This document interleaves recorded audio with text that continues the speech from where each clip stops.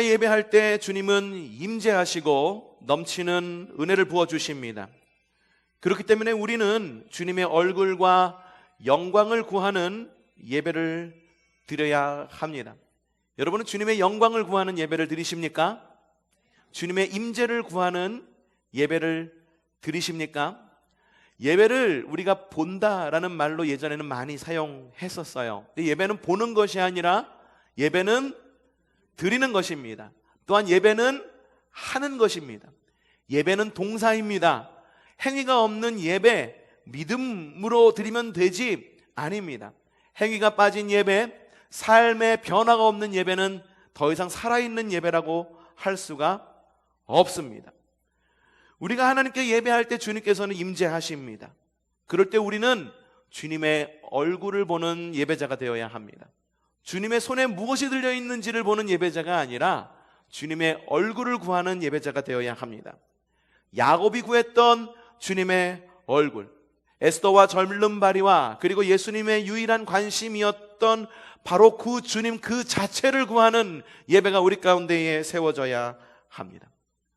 그런데 우리는 종종 나를 만족시키는 예배에서 멈추고 나를 예배가 만족시키면, 목사가 설교가 잘 됐다, 아니면 찬양이 내 마음에 든다, 기도가 정말 뜨거웠다 라는 그런 판단 기준으로 나에게 맞는 예배가 우리의 가운데 주어지면 만족스럽다 라고 여기면서 그곳 가운데에서 예배를 멈춥니다. 시간이 없어서 멈추기도 합니다. 우리 교회도 요즘에 설교가 좀 길죠. 대략 제가 재보니까는 설교 시간만 대략 한 40분에서 대략 50분 정도 되더라고요. 그래서 자를 것 자르고 영상 올릴 때에는 자를 것 자르고 올리는데도 그래도 잘 줄지가 않더라고요. 설교가 길기는 깁니다.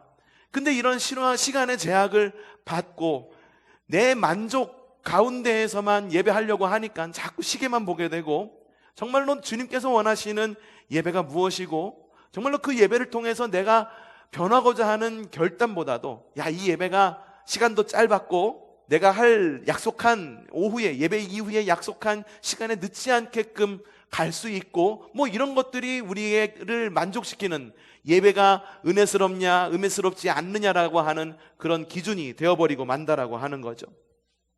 그래서 찬송과 기도와 말씀이 나를 만족시키면 주님께서도 만족하실 것이라고 생각을 합니다. 하지만 주님은요, 우리의 만족에서 멈추는 그 예배에 지치셨습니다. 너희가 도대체 누구를 위해서 예배하니? 구약시대의 예배를 돌아보아라. 초대교회 성도들이 했던 그 예배를 돌아보아라. 그들이 했던 예배는 온전히 나를 위한 예배였어. 그런데 너희는 왜 자꾸 예배를 통해서 무엇인가를 계속 달라고 얘기하고 무엇인가가 만족스럽지 않으면 그것에 대한 불만이 쌓이고, 그냥 너희가 만족스럽기만 하면 내가 만족스러울 거라고 생각하니? 주님께서는 그렇게 생각하신다라고 하는 겁니다. 주님께서는요, 주님 그 당신의 얼굴을 구하고 주님의 임재와 내주를 구하는 열정의 예배를 기다리십니다. 우리가 주님의 얼굴을 구할 때 우리의 삶을 변화합니다. 우리의 삶이 변화되지 않는 이유가 무엇이라 생각하십니까? 예배가 은혜스럽지 않아서 우리의 삶이 변화되지 않을까요? 아닙니다. 예배를 통해서 주님을 직면하지 않기 때문에 우리의 삶이 변화되지 않는 것입니다.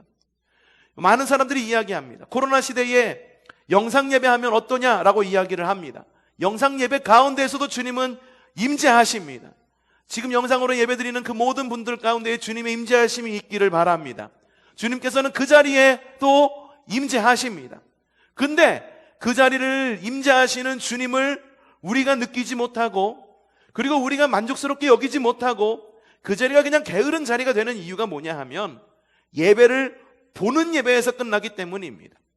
주님을 뵙는 예배가 되어야 되는데 예배를 보는 예배, 그냥 구경꾼, 헌신도 없고 예배에 대한 결단도 없고 내가 주님의 얼굴을 보아야겠다라고 하는 간절함도 없이 그냥 시간을 때우려고 클릭해놓고 멍하니 바라보는 그런 예배를 드리기 때문에 온라인 예배가 한계를 느낄 수밖에 없는 것입니다. 온라인 예배가 한계인 이유는 주님께서 전지전능하시지 않기 때문에 한계가 있는 것이 아니라 우리가 한계를 가진 육신을 가지고 있기 때문에 한계를 느끼는 것입니다. 우리가 주님의 얼굴을 구할 때 우리의 삶은 변화가 됩니다. 그리고 생명력 넘치는 생수의 강물이 흘러 넘칩니다. 눈치채셨는지 모르겠지만 오늘 앞부분에 찬양했던 모든 찬양들 가운데에 나온 것이 주님의 영광과 생수의 강물을 구하는 찬양을 우리가 골라서 선별해서 드렸습니다. 왜냐하면 오늘이 바로 이 생수의 강물에 대한 이야기이기 때문입니다. 지난주에도 생수의 강물에 대한 이야기를 전해드렸습니다. 우물가의 여인에 대한 이야기.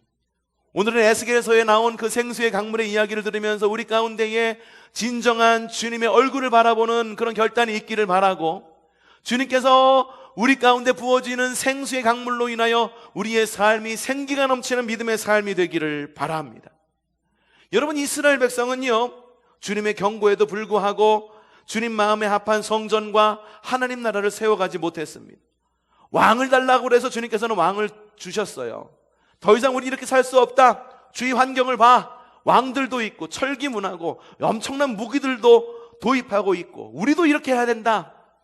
변화에 우리는 발맞춰야 된다라는 마음을 가지고 하나님 중심의 나라를 세워줬지만 하나님 중심의 나라를 이끌어가지 못했습니다. 하나님의 마음에 합한 성전도 세우지도 못했습니다. 이유는 여러 가지였었을 것입니다. 주변의 환경이 하나님 나라를 세워가는 데에 도움을 주지 않아요. 내 자아가 하나님의 영광을 바라보지 못하고 자꾸 내 안에 있는 자아가 깨지지 못하고 자꾸만 주님의 영광이 아닌 내 뜻대로 자꾸 가려고 해요. 어쩔 수 없어요. 여러 가지 이유가 많았을지도 모릅니다. 사실 우리도 지금 이러한 핑계를 대고 있어요. 환경이 이래서, 내 자아가 깨지지 않아서, 내가 그 길을 갈 수 있을까? 내가 헌신하고 결단할 수 있을까? 예배를 통해서 주님의 얼굴을 뵐 수 있을까? 스스로에 대한 의문을 갖고, 그리고 또한 그 의문이 내가 하나님의 얼굴을 뵙지 못하는 또 다른 핑곗거리로 우리에게 작용하고 있는 모습을 볼 수가 있습니다. 그 오랜 시절 전에 이스라엘도 역시 그랬습니다. 그러한 이유 때문에 그들은 성전과 스스로를 부정하게 했습니다. 급기야 주님의 영은 더 이상 그들의 성전과 그들의 삶에 거주하지 못하는 더러운 주님의 임재하심이 있으려고 한다면 정말로 견고하고 튼튼한 은혜의 보좌가 마련이 되고 그 질그릇과 같은 마음으로, 깨지는 마음으로 주님께 나와야 되는데 주님께서는 더 이상 그 가운데에 거주하실 수 없는 그런 장소와 삶이 되어버린 거죠. 주님께서 그들의 성전을 떠났습니다. 주님께서 그 땅을 떠났습니다. 그러자 주님께서 떠나시자 이스라엘 민족 그들도 그 땅을 떠날 수밖에 없었습니다. 그럼에도 불구하고 주님은 환상 가운데에 에스겔에게 새 성전의 이곳저곳을 보여주시며 새 예루살렘과 새 성전에 대한 희망을 말씀하십니다. 그것이 바로 오늘 여러분에게 읽은 에스겔서의 말씀입니다. 에스겔은요, 에스겔서에 나와 있는 여러 가지 그런 에스겔이 꿈꾼, 에스겔이 환상 가운데 본 여러 가지 모습들은 그림 언어로 많이 기록되어 있어요. 신약 성경에 그림 언어로 기록되어 있는 게 있죠. 요한계시록. 요한계시록은 시의 언어 그리고 그림 언어로 기록되어 있습니다. 이걸 갖다가 그림으로 그리지 않고 글로 적으려고 하니까는 이 요한계시록이 읽기가 힘든 거죠. 에스겔서도 마찬가지입니다. 주님께서 자꾸 환상을 보여주시고 눈으로 보여지는 무엇인가를 갖다가 에스겔에게 보여주는데 에스겔은 그것을 갖다가 글로 적은 겁니다. 그렇기 때문에 에스겔서를 읽을 때 머릿속으로 한번 그림을 한번 그려보세요. 어떤 그림이 그려지는지. 특별히 에스겔서는 성전을 되살리겠다, 교회를 되살리겠다라고 하는 주님의 약속이 그려져 있는 굉장히 중요한, 지금 우리에게 굉장히 필요한 말씀입니다. 그 에스겔서에 오늘 뭐라고 말씀하시느냐. 자, 에스겔은 주님에게 이끌려 새 성전, 지금 이스라엘 백성들은 바벨론 포로로 끌려가서 있을지는 모릅니다만 하나님께서 그 바벨론 포로 생활 가운데에 에스겔을 통하여 희망을 보여주시는 거죠. 새 성전을 보여주시는데 그곳에서 보라본 환상은 무엇이냐 하면 에스겔이 본 환상은 성전 이곳저곳에서 생수의 강이 막 솟아 넘쳐 흐르는 그런 모습을 에스겔이 보게 됩니다. 성전이 있어요. 우리 기도 교회가 있죠. 교회에서 기도를 하는데 갑자기 환상이 보이는 거예요. 제단에서 생수의 강물이 흘러넘치고, 뒤에서도 막 생수의 강물이 흘러넘치고, 교회 입구에서도 막 생수의 강물이 흘러넘쳐서 이곳에 가득한 것을 보게 된 거예요. 자, 에스겔서 47장 1절부터 5절 말씀 함께 우리 읽어보도록 합시다. 자, 읽어봅시다. 자, 시작. 그가 나를 데리고 다시 성전 문으로 갔는데 보니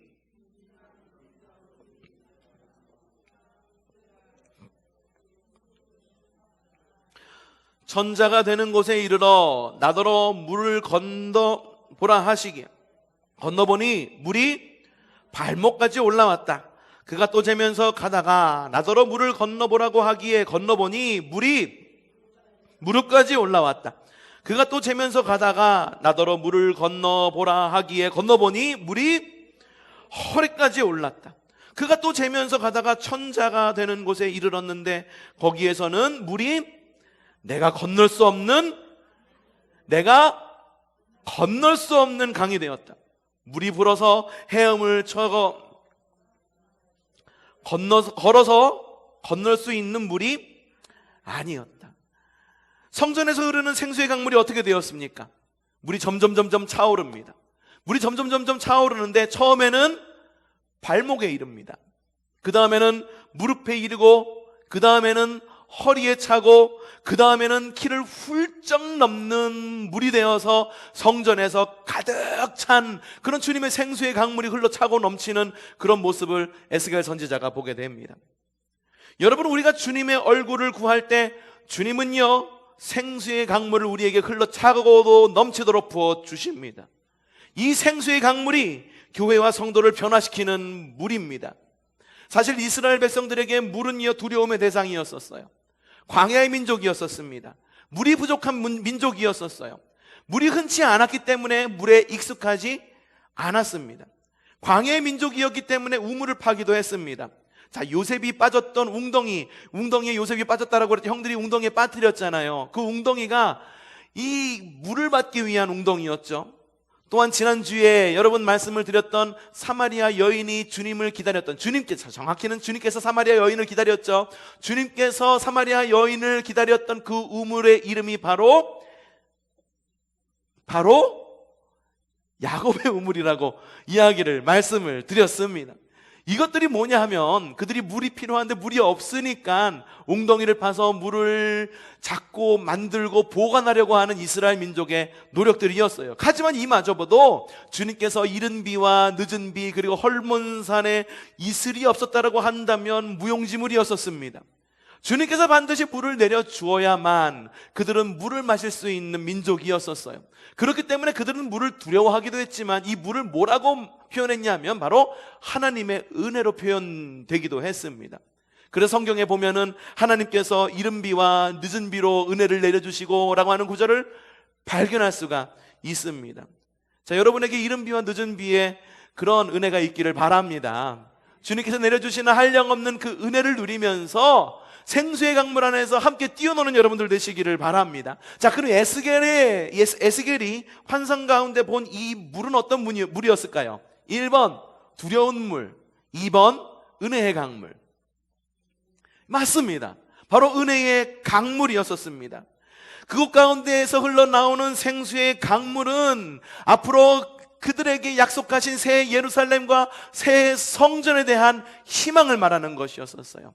그 전까지만 해도 성전에서 흘러나오는 것은 사람의 떼꾸정물 가득한 죄악된 물이었다라고 한다면, 사람의 죄악으로 가득한 물이었다라고 한다면, 앞으로 만들어질 새 예루살렘과 새 성전은 주님께서 부어주시는 주님의 은혜의 강물일 것이다. 주님께서는 그렇게 보여주신 것입니다.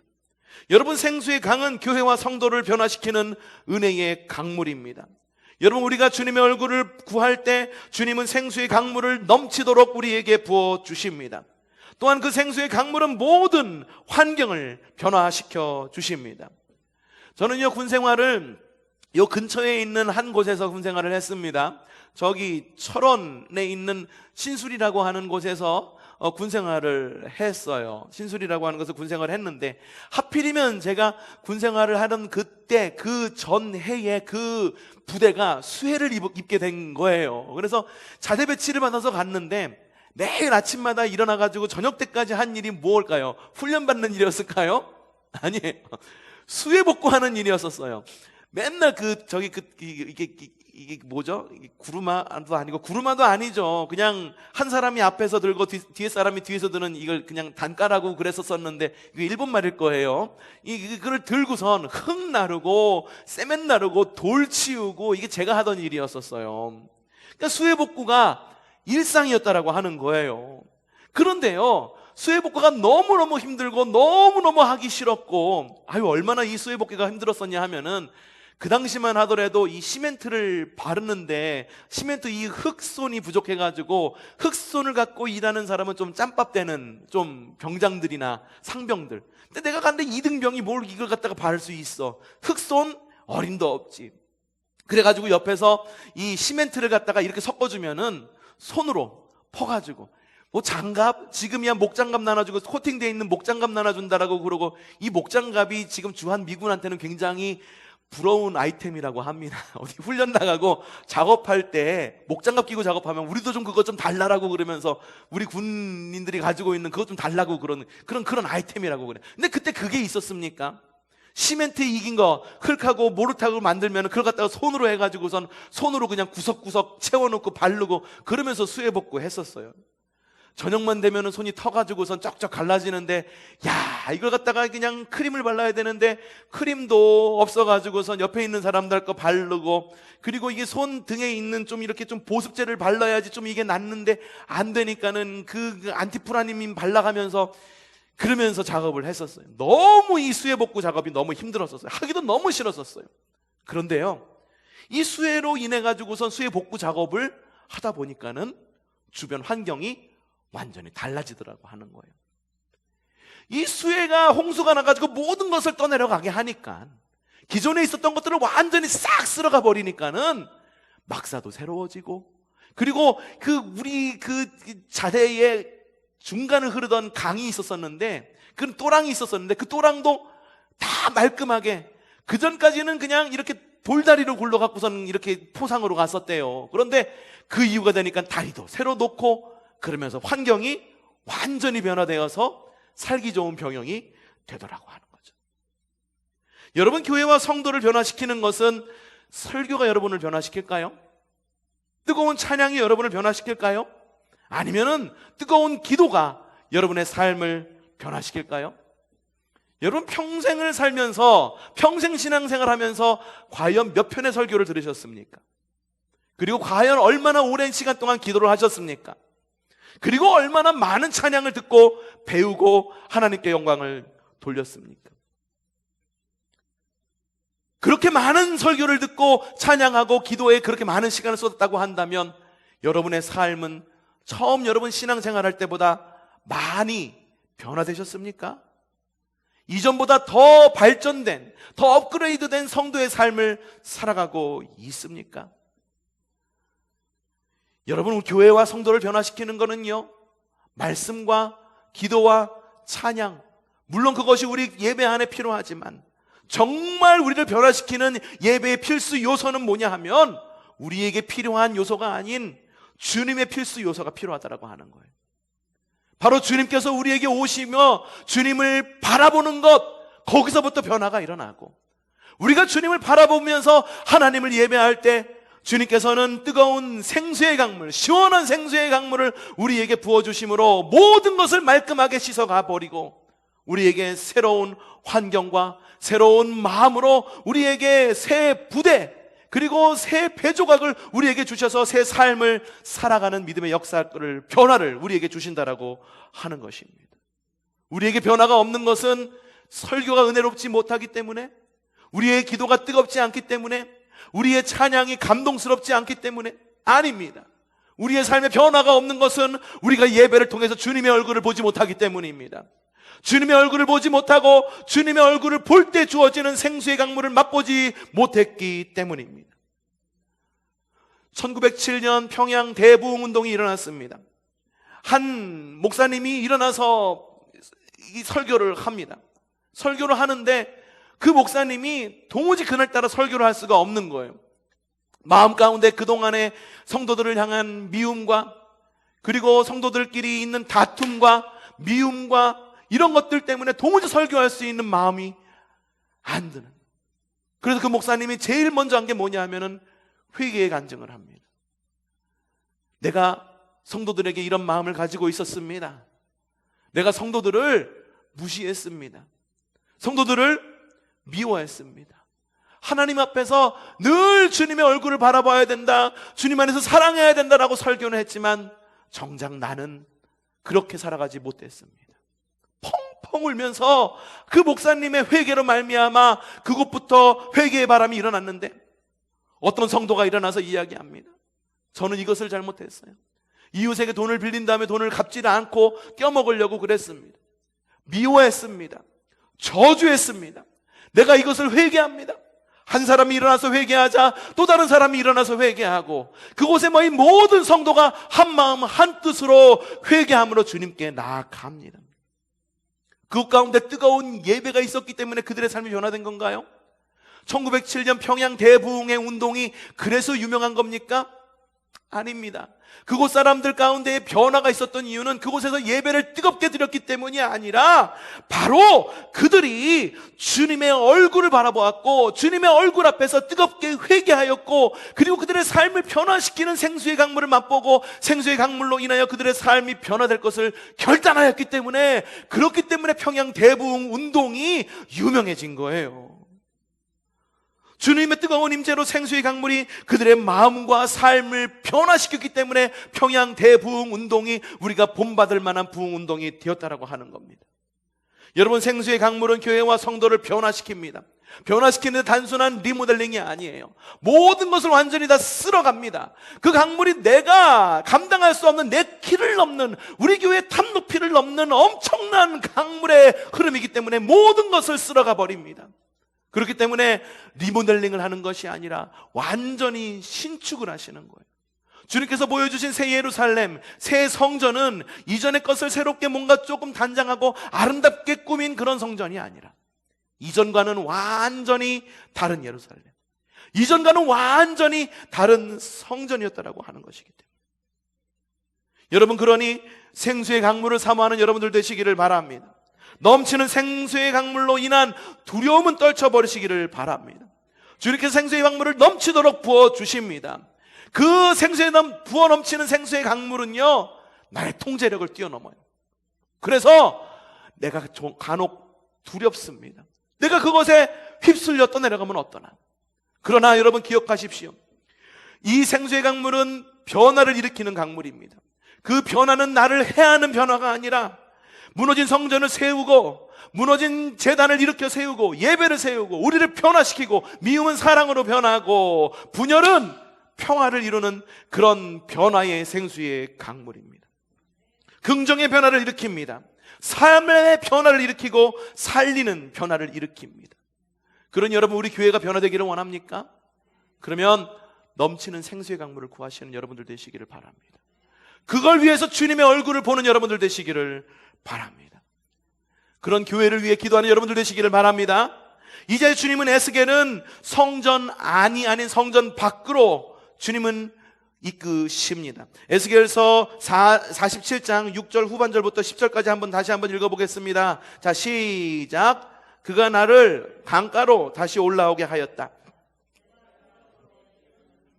이미 강의 양쪽 언덕에 많은 나무가 있었다. 그가 나에게 일러주었다. 이 물은 어디로? 바다로 흘러갈 것이다.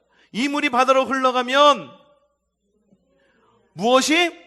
죽은 물이 살아날 것이다. 온갖 생물이 번성하게 될 것이다. 강물이 흘러가는 곳이면 어디나 모든 것이 살 것이다. 그때 어부들이 고기를 잡느라고 강가에 늘 늘어설 것이다. 어떤 변화가 일어납니까? 성전만 변화시킵니까? 아닙니다. 성전에서 시작된 생수의 강물은 성전 안에만 머물러 있지 않았습니다. 큰 강줄기가 되어서 바다로 흘러갑니다. 주님의 생수의 강물은 교회 안에만 머물지 않습니다. 넘치는 생수의 강물은 지역사회를 향해서 나아갑니다. 학담을 향해 흘러나아갑니다. 전국을 향해 흘러나아갑니다. 연천을 향해 흘러나갑니다. 대한민국을 향해, 온 열방을 향해 흘러나가게 됩니다. 바다로 흘러나가게 된다라고 말하고 있어요. 이 바다는요, 이스라엘의 지도 가운데에 맨 아래 있는 사해를 말합니다. 사해는 소금 바다입니다. 물이 들어오긴 하는데 빠져나갈 구멍이 없어요. 그러니까는 흙 가운데에 있는 염분들이 축적이 되어서 염분이 너무 농도가 짙어가지고 그 가운데에는 생명이 살 수 없는 사해, 죽음의 바다가 되었다라고 하는 것, 데드시가 되어버렸다라고 하는 것. 근데 성전에서 흘러나온 그 물이 세상을 향해 열방으로 흘러나갈 때에 바다로 흘러가는데 어느 바다? 사해로 흘러가는데 그 사해, 죽음의 바다가 어떻게 변하느냐 하면은 더 이상 죽음의 바다가 아니라 생명의 바다로 바뀐다라고 주님께서는 말씀하시는 거예요. 주님은요, 성전에서 시작된 하늘의 수문이 모든 열방을 향해 열리기를 원하십니다. 여러분, 부흥을 원하십니까? 우리 교회가 부흥되기를 원하세요? 부흥되기를 원합니다. 여러분들의 삶이 부흥되기를 원합니다. 여러분의 삶이 다시 일어나기를 바랍니다. 그런데 주님은 이런 부흥이 교회에서만 멈추기를 바라지 않는다라고 하는 거예요. 우리 가정 안에만 국한되기를 원하시지는 않는다라고 하는 거예요. 성전 문에서 시작된 이 생수의 강물이 열방을 향하여, 특별히 죽은 바다를 향하여 흘러나가듯이 지역사회와 온 열방의 부흥으로 우리를 초대하고 계신다라고 하는 것을 우리는 확실하게, 명료하게 바라볼 줄 알아야 됩니다. 여러분, 우리의 영적 지경은 우리 교회를 넘어서야 됩니다. 우리 교회 안에서 우리가 헌금 드린 걸로, 우리가 헌신한 걸로 우리만 잘 먹고 잘 사는 것이 아니라 주님께서 우리에게 생수의 강물을 부어주셨고, 주님께서 우리에게 재정을 주셨고, 재능을 주셨고, 환경을 주셨으니 이 모든 것은 어디를 향해야 되느냐? 바로 죽음의 바다인 사해로 향해야 된다라고 하는 거예요. 학담을 향해야 되고, 전국을 향해야 되고, 연천을 향해야 되고, 대한민국을 향하고 온 열방을 향해야 된다라고 하는 것입니다. 주님께서 온 열방 가운데에 자유롭게 주님의 영광을 드러내실 수 있도록 열방을 향해 성전에서 시작된 그 하늘의 생수의 강물의 수문을 열방을 향해 열어야 된다라고 하는 것입니다. 여러분, 오로지 강대상만을 바라보며 주님의 능력을 사모하는 행위를 당장 멈추어야 합니다. 여러분의 시선은 강대상이 아닌 열방을 향할 줄 알아야 됩니다. 여러분, 이 시대가 변화되기를 원합니까? 그 변화의 열쇠는 바로 교회에 있습니다. 교회의 본 목적은 뭐냐 하면, 이 자리에서 여러분에게 복이 있으리라 하고 축복하는 그런 것이 교회의 순수한 목적이 아니라, 교회의 목적은 뭐냐 하면 성도를 주님께 올려드리는 것이 교회의 목적입니다. 그리고 주님께 올려드리는 삶을 한 주간 살기 위해서 훈련받는 날이 바로 주일이라고 하는 거예요. 그렇기 때문에 여러분, 그러니 영적 갈급함만을 채우는 예배를 포기하기를 바랍니다. 단순히 내 배고픔만을 채워주세요. 하나님, 내 필요를 채워주세요. 건강해야 되기도 하겠고, 돈도 필요하고, 자녀가 잘 돼야 되겠고, 이것 좀 나에게 부어주세요 라고 하는 영적 갈급함만 채우는 예배를 포기하시기를 바랍니다. 영적 갈급함만을 바라는 예배를 포기하고 우리에게 부어주시는 생수의 강물을 열방을 향해 흘려보내는 결단이 있는 예배를 드리기를 바랍니다. 채우는 예배가 아니라 비우는 예배가 되시기를 바랍니다. 하나님, 나 비우고 싶어요. 하나님, 주님께서 주시는 놀라운 은혜로 나 비우고 싶어요. 그런데 비울 것이 없어요. 재정도 없고요, 사람도 없고요, 능력도 없어요. 어떻게 해야 됩니까? 여러분들 기억하십시오.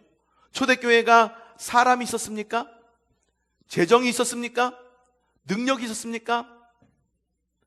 베드로와 요한이 성전 미문에 갔을 때에, 지체장애인이 앉아있을 때에 뭐라고 이야기합니까? 나에게는 금과 은이 없어. 하지만 내게 있는 모든 것을 너에게 주노니 뭐라고 말합니까? 곧 나사렛 예수의 이름으로 일어나 걸어라. 우리에게 필요한 것은 재정이 아닙니다. 우리에게 필요한 것은 능력이 아닙니다. 우리에게 필요한 것은 많은 사람이 아닙니다. 우리에게 필요한 것은 오직 주님이십니다. 우리에게 필요한 것은 오직 예수님이십니다. 요한 웨슬리 목사님, 여러분들 다 기억하실 것입니다. 감리교회를 시작하신 요한 웨슬리 목사님이 가는 곳마다 놀라운 역사를 이루십니다. 사람들이 막 몰려들어요. 어떤 이가 이렇게 물어봅니다. 요한 웨슬리 목사님, 이렇게 많은 무리들을 모아서 주님께로 인도하시네요. 우와, 정말 대단하십니다. 목사님 능력이 대단하세요 라고 요한 웨슬리 목사님을 칭찬합니다. 이때 요한 웨슬리 목사님이 뭐라고 얘기하는지 아십니까? 이렇게 이야기합니다. 나는 그저 하나님을 위해 나 자신을 불태울 뿐입니다. 그리고 사람들은 불에 타는 나를 보러 오는 것일 뿐입니다. 여러분, 누군가는 이 불을 지펴야 합니다. 누군가는 하나님 나라를 위한 불쏘시개로 쓰임받아야 합니다. 누군가는 생수의 강물의 수문을 열어야 됩니다. 그 사람이 누가 되겠습니까? 그 사람이 누가 되겠습니까? 여러분들, 주님께서 그렇게 물으실 때에 나를 위해서 갈 사람이 누구냐? 라고 말할 때, 주님께서 물으실 때에 여러분들 담대하게 이렇게 말하십시오. 주님, 나를 보내주십시오. 주님, 나를 보내주십시오. 주님, 내가 바로 주님의 불쏘시개가 되겠습니다. 주님 성전에서 흘러넘치는 그 생수의 강물의 수문을 여는 수문장이 내가 되겠습니다라고 결단하는 우리가 되기를 바랍니다. 성전 밖까지 변화시키는 생수의 강물에 흠뻑 잠기는 여러분들 되시기를 바랍니다. 스스로 성령의 불로 말미암아 흠뻑 타올라, 완전히 부서지고 타올라 주님 나라를 위해 소비되는 여러분들 되시기를 주님의 이름으로 축복합니다. 우리는 주님의 영광이 우리에게 임하기를 바라며 은혜의 보좌를 담대하게 세워야 합니다. 더불어서 주님의 보좌의 영역이 나의 모든 지경에까지 확대되기를 바라야 합니다. 은혜의 보좌를 세워야 된다라고 지난 시간 계속 말씀을 드렸습니다. 주님께서 은혜의 보좌 가운데 오시는데, 나의 은혜의 보좌, 주님께 영광을 돌리는 주님의 은혜의 보좌 가운데 오시는데, 주님의 영광은 너무 무겁다라고 말씀을 드린 거 기억하시죠? 그 무거운 은혜의 보좌 가운데 임하시는 무거운 영광을 감당할 수 있을 만한 견고한 은혜의 보좌를 우리 가운데에 마련하고 우리 가운데 세워야 되는데, 이 은혜의 보좌의 지경을 그냥 내 안에 있는 것으로만 만드는 것이 아니라 은혜의 보좌의 영역을 나의 모든 지경에까지 확대되기를 바라고 원해야 된다라고 하는 것입니다. 주님의 보좌의 영역 안에 있는 모든 것들은 노예에서 해방이 됩니다. 주님의 영이 임하시는 곳에는 자유함이 있습니다. 고린도후서 3장 17절에 이렇게 적혀 있습니다. 주는 영이시니 주의 영이 계신 곳에는 무엇이 있다라고 말합니까? 자유함이 있습니다. 주님의 영이 계신 곳에는 무엇이 있습니까? 자유함이 있습니다. 주님의 영이 계신 곳에 있기를 바랍니다. 주님의 영이 계신 곳에 있음으로 말미암아 자유함을 누리는 여러분들 되시기를 바랍니다. 주님의 뜻이 하늘에서와 같이 땅에서도 이루어지기를 기도하는 여러분들 되시기를 바랍니다. 에스겔은 하나님의 영광을 상징하는 생수의 강물이 성전 문지방으로부터 시작되어서 세상으로 흘러가는 곳마다 생명을 일으키는 것을 보았습니다. 흘러갈수록 그 깊이는 더해집니다. 처음에는 발목이었다가 무릎이었다가 허리였다가 더 이상은 헤엄칠 수 없는 생수의 강물이 흘러넘쳐서 성전 안에만 멈추는 것이 아니라 그 생수의 강물이 강이 되고, 강이 된 생수의 강물은 바다로 흘러가는 것을 볼 수가 있었습니다. 여러분, 생수의 강물은 흘러갈수록 그 깊이가 더해지는 것을 여러분들 생각하시기를 바랍니다. 자연의 강물도 그렇죠. 수원지에서는 굉장히 쫄쫄쫄 흐르는 시냇물에 불과합니다. 하지만 그것이 바다로 흘러갈수록 점점 그 물은 빨라지고 깊어지고 넓어집니다. 여러분, 이것이 바로 주님께서 일으키시는 부흥의 청사진입니다. 진정한 부흥이 교회로부터 시작되어 온 도시를 덮어 지역 전체가 주님을 의식하는 하나님의 나라가 되기를 원하는 여러분들 되시기를 바랍니다. 그렇게 바라는 여러분들 되시기를 바랍니다. 그렇게 기도하는 여러분들 되시기를 바랍니다. 생수의 강물, 교회 안에만 머물게 그렇게 가둬두시렵니까? 더 이상 생수의 강물을 교회 안에 가둬두지 마십시오. 교회 안에 가둬두고 그것도 넘치는 생수의 강물이 아닌 그냥 발목만 오는 데서 찰랑찰랑찰랑하고 그냥 어린아이 뛰노는 그런 물가에서만 노는 여러분들 되시겠습니까? 아닙니다. 주님께서 주시는 그 넘치는 생수의 강물, 내가 능히 이기지 못하는 그러한 능력 밖의 생수의 강물 안에 흠뻑 젖는 여러분들 되시기를 바랍니다. 한쪽은 생수의 강물, 한쪽은 내 세상, 그렇게 해서 양다리 걸치면서 살아가지 않는 여러분들 되시기를 바랍니다. 또한 이 생수의 강물이 열방을 향해 흘러나가기를 바랍니다. 우리 교회가 영향력 있는 교회가 되기를 바랍니다. 초대교회와 같이 많은 이들에게 호감을 사는 믿음의 교회가 되기를 원합니다. 그래야서 학담을 변화시키는 믿음의 교회가 되기를 바랍니다. 전교를 변화시키고 연천을 변화시키고 우리나라를 변화시키는 믿음의 능력이 있는 교회가 되기를 바랍니다. 그런 능력이 있는 교회, 생수의 강물에 물꼬를 트는 여러분들 되시기를 바랍니다. 누가 주님의 생수의 강물에 물꼬를 트겠습니까? 누가 물꼬를 트겠습니까? 그렇게 말씀하십시오. 주님, 여러분 따라 하십시오. 주님, 내가 생수의 강물에 물꼬를 트겠습니다. 다시 한번 고백하십시다. 주님, 내가 생수의 강물에 물꼬를 트겠습니다. 그렇게 생수의 강물에 물꼬를 트는 저와 여러분이 되기를 주님의 이름으로 축복합니다.